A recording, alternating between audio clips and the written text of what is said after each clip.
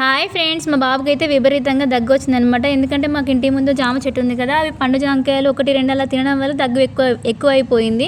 అలా అయిపోవడం వల్ల ఏంటంటే నైట్ అంతా నిద్రపోలేదు, నన్ను కూడా నిద్రపోనివ్వలేదు. మళ్ళీ ఎక్కువైతే అసలు ఇంకా చాలా ఘోరంగా ఉంటుందని చెప్పేసి హాస్పిటల్కి అయితే తీసుకువెళ్ళాము.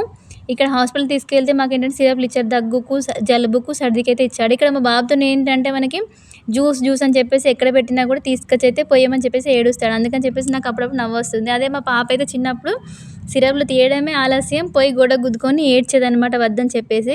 ఇప్పటి రోజుల్లో ఎవరికైనా పిల్లలకి మనం గట్టిగా పట్టుకొని సిరప్ తాగిపించడం అలా జరుగుతుంది. కాకపోతే మొత్తం రివర్స్ అనమాట మా బాబు అయితే. మనం పోయకుంటే ఏడ్చి మరీ పోపించుకొని తాగుతాడు. అందుకే చెప్పేసి నాకైతే హ్యాపీగా అనిపిస్తుంది. మీరైతే ఇంకెవరైనా నా ఛానల్ సబ్స్క్రైబ్ చేసుకున్నట్లయితే సబ్స్క్రైబ్ చేసుకోండి. లైక్ మాత్రం ఇవ్వడం అస్సలు మర్చిపోదు. మీరు ఇచ్చే లైక్ వల్ల అయితే నా వీడియో ఇంకొంచెం ముందుకైతే వెళ్తుందని చెప్పాను కదా. అలాగే సబ్స్క్రైబ్ చేసుకున్నట్లయితే సబ్స్క్రైబ్ చేసుకోండి. Bye friends.